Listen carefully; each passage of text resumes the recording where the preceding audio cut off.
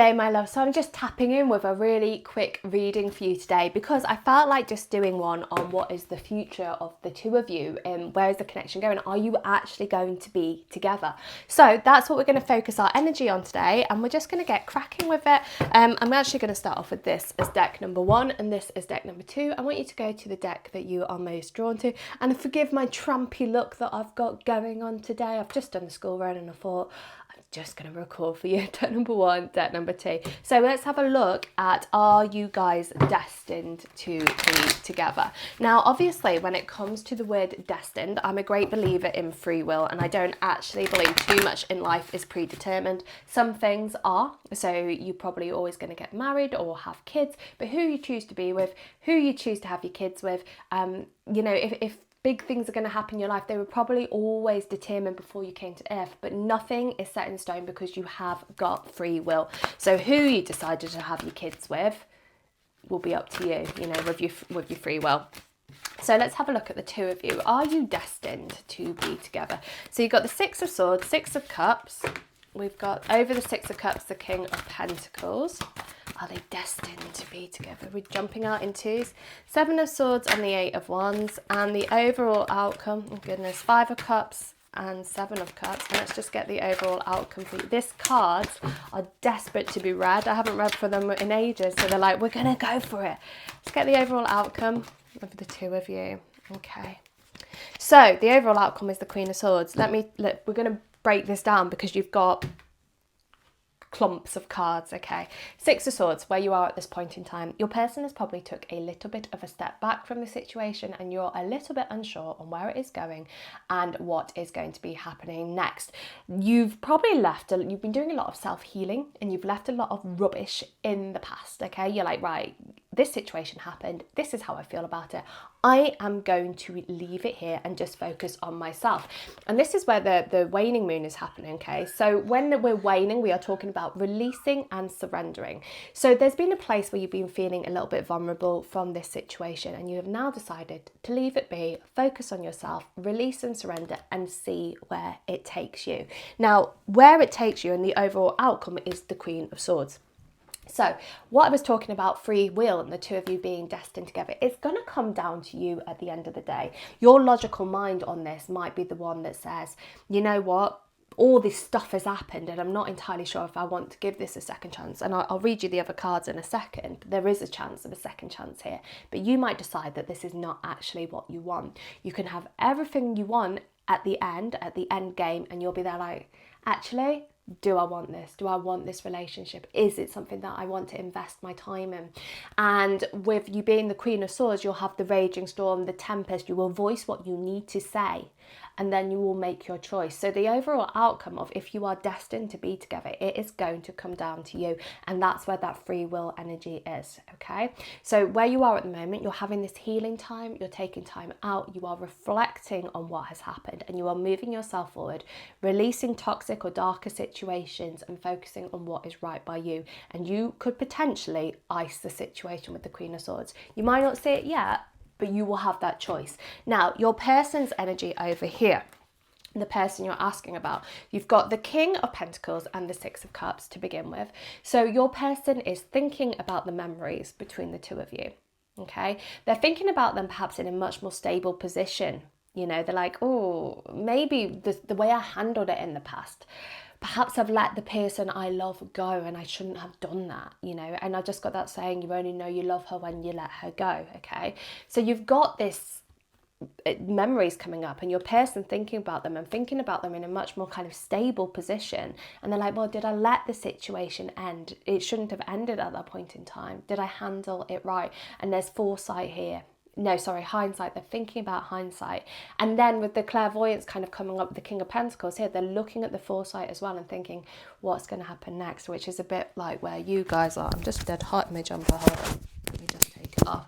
Your next two cards are the Eight of Wands and the Seven of Swords. So what happens next with you guys is there is going to be movement towards you, and your person is going to be releasing any form of denial that they have over this. There has been a sense of denial. There has been a sense of, well, perhaps I was okay, you know, how I handled it. Sorry guys, let me get your mic the right way around. I handled it the best way I could at that point in time. And it is that denial that's coming up, but there's movement that comes from it. So where they are at the moment, they're going to have a bit of a realization of things from the past, and they are going to look at moving things forward with you, okay? They're going to reach out to you. They're going to take that little bit of a risk. Now, are you going to get an apology? Most likely not. Your most likely outcome from this, the communication that's going to happen was, I made a mistake, but I don't know what to do about it. That's most likely what's going to happen.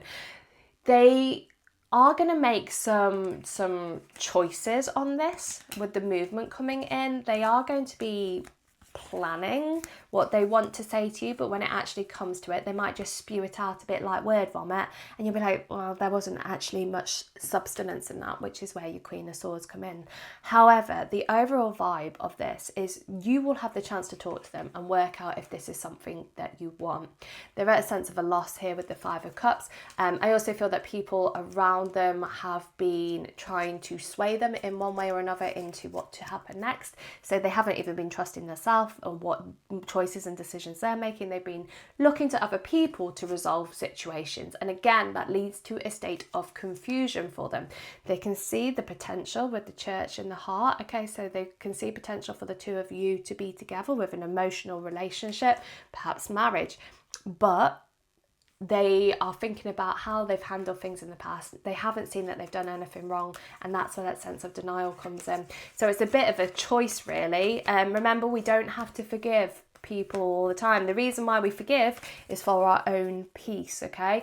You know, the age-old saying, forgive or forget, you know, you don't actually have to do either.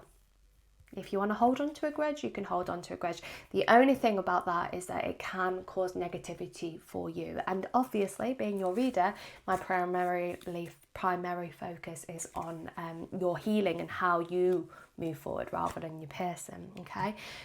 Chance to reach out, chance to connect, and what you'll do about it will come down to you. So that is deck number 1. And that being said, guys, we're just going to shoot over to deck number 2. Now, I decided to use the more creepy decks because we are heading up to Samhain as well. And these decks just haven't been used in a while. So if you're not a fan of creepy decks, it's probably not the right channel for you.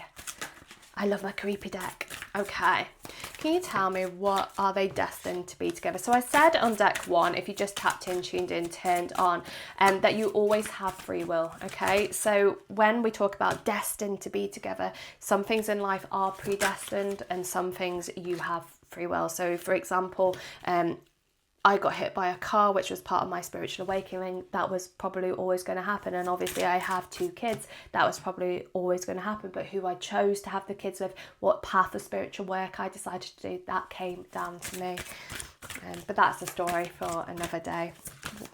Are they destined to be together? That's a double whammy. And the future. What's the future outcome over here?